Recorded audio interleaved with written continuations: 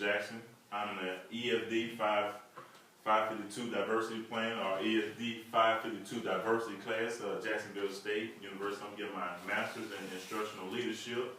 I'm the physical education teacher here at George P. Austin Junior High School. The group members of this group project is Michael Graven, Todd Harris, and yours truly, Demetrice Jackson. Here we have my co-workers.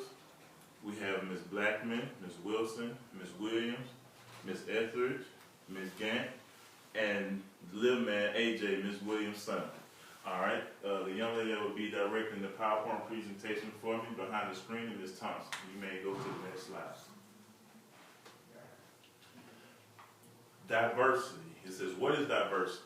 It says diversity is the inclusion of different types of people as people of different races or cultures in a group of organization. Diversity refers to race, gender, your socioeconomic status, the culture, religion, and etc. Let me go to the next slide. Here at George P. Austin, we're grades 6 through 8. We have 106 students. We have 98% minority, 1 full-time administrator, 7 full-time faculty, 4 part-time faculty.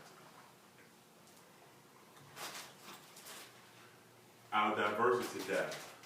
Current enrollment, you see we have 106 students, free and reduced lunch 106. Our minority represents the red, the African American students. Our thing says our dark brown, which is our white students, and our lighter brown is our other students, which would be Mexican, Asian, or etc. Go to the next slide, please. All right, now our test data. I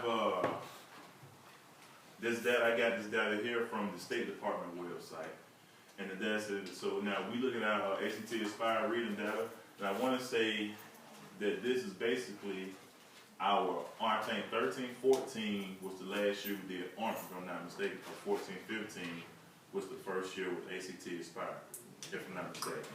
However, the information that was received from the State Department website is that our ACT Aspire reading data, or say our ARM, which is level 1. We see level 1 represents the red. Level 1 represents the red, and there's our highest in reading for grades 6, 7, and 8. So now, looking at the data was that, some of the students, this diversity plan, looking at this data was that we'll have to try to look at ways where that we can reach the kids to get them to focus better, to get our level, the 1s to 2s, and 2s to 3s, and 3s to 4s. Basically, as here as not administrator, future administrator, but as an educator, we're looking to where that we have majority of our students in the 3s and 4s on all 3 grades. You ready to go to the next slide? Same thing for the math. We have they lower some in the math a little bit. They lower in the 6th grade, but they're about the same in the 7th and 8th grade. Now, I say our ACT Aspire reading data demonstrates that students in the grades are performing on levels 1 and 2. That was from the previous slide dealing with the math data. They performed at the lowest of the 3 grades, which was the 6th grade. The 6th grade performed the lowest of the 3 grades. Now we're looking at the math data. The math data demonstrates the weakness. This data demonstrates a greater weakness than it is reading. So now I say basically we have a greater weakness at math than we do at reading. Like I say, us as educators, what that we're doing now, we have our remedial class that we're doing every Tuesday, Wednesday, and Thursday with the students, where we've been doing that for quite some time to get them ready for the ACT Aspire test. You may go to the next slide. It says many of the attitudes that students and parents bring with them are an integral part of their culture and belief systems. This comes from Payne, that was written in 1996. And it says these attitudes impact teaching and learning. Us as teachers, like say, depending on how the kid comes into the classroom or our students come to the class, we have to adjust to how they behave in our classroom.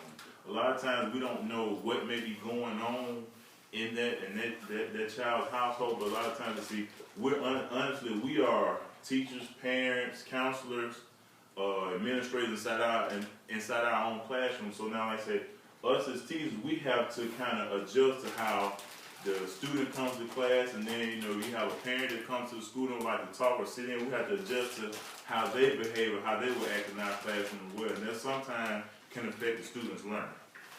Thank you. The socioeconomic status. Potter said that a student's socioeconomic background has a huge effect on their academic outcomes. Jensen says when students experience poor nutrition and diminished health practices, it is harder for them to listen, concentrate, and learn. All right, now going with bullet 2, I say, when I was coming up, I'm quite sure we're all educated the same thing. When you all were in school, they said that, the best thing for you to do is to get you a good, healthy breakfast in the morning time. You're able to function. The neurons in the brain are able to function a little bit better when you have a good, healthy breakfast on your stomach. All right, let me go to the next one. It says, what does this information mean in a school or work setting? It is important that we provide support systems, set appropriate goals, develop appropriate relationships, assess resources, and know how to solve the problem. This is Payne, that was written in 1996 by Payne.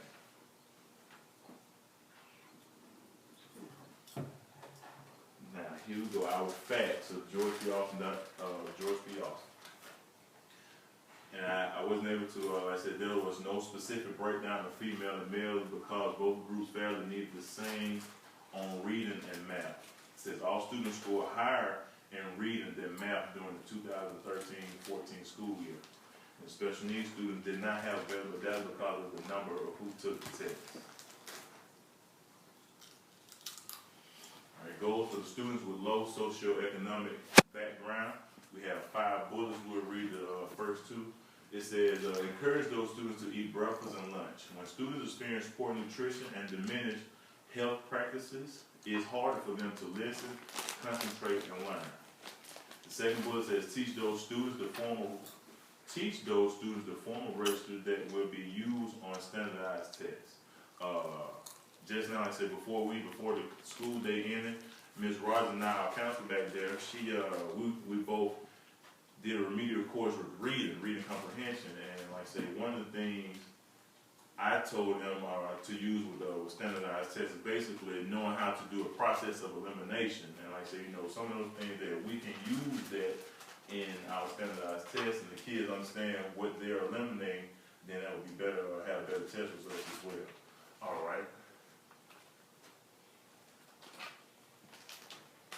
Activities to celebrate diversity students.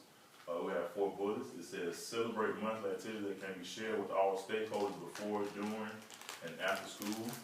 Provide mentors from the community that help provide a positive role for those students that do not have a role model. From one of the schools that I taught at Selma, or Edgewood Elementary School, for the young guys, the students of the school, because it was a K through 5 school, but we only did the 3rd grade through 5th grade. We call it Men in Motion. With us having Men in Motion, basically, I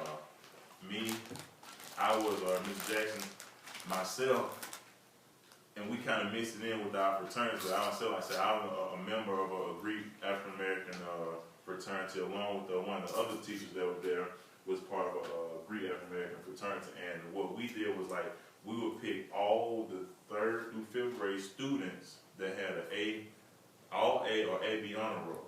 And like I said, with those kids, we would make sure that we would try to teach them leadership roles. We would teach them leadership roles and how to conduct themselves as young men growing into be, young men growing into be men. Like I say, we would do things for them to, show appreciation to their behaviors and their good grades in the classroom, whether take them to the zoo, or we take them to the Alabama basketball game, or even take them to a Hawks basketball game as well. That's why I say, but those kids, as they're in the 12th grade now, and I seen them during our spring break last week, at Selma High, where a lot of them come and say, man, Coach Jackson, how you doing? I remember with Men in Motion, I really enjoyed it and how they just went on saying how they enjoyed the things that we did with them, how this helped them to become the students that they are today.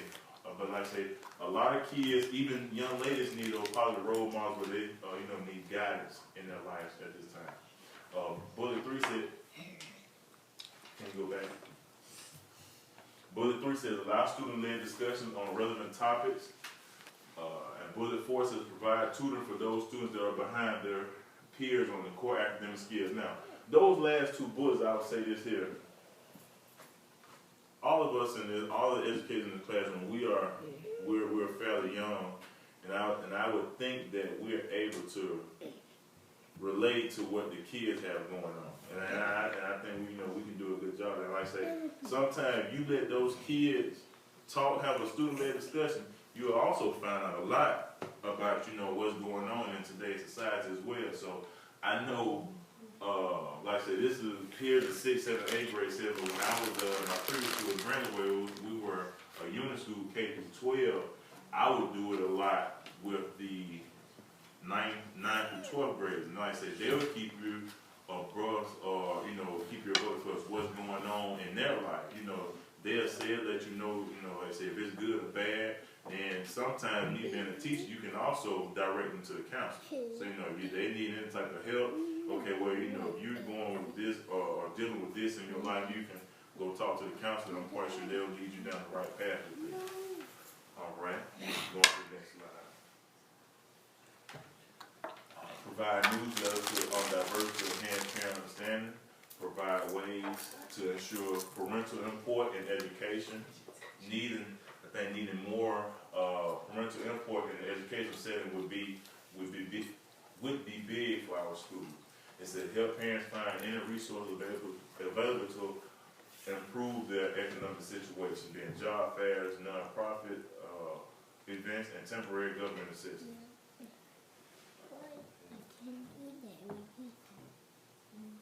Provide training on effective teaching strategies of kids and poverty.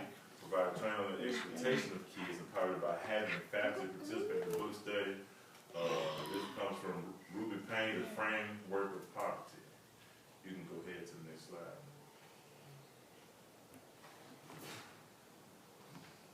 Now, the diversity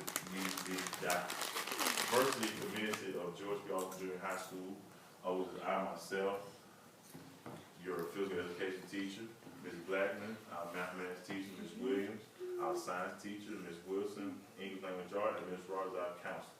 And this has been my presentation for our diversity plan EL 552 Jacksonville State University.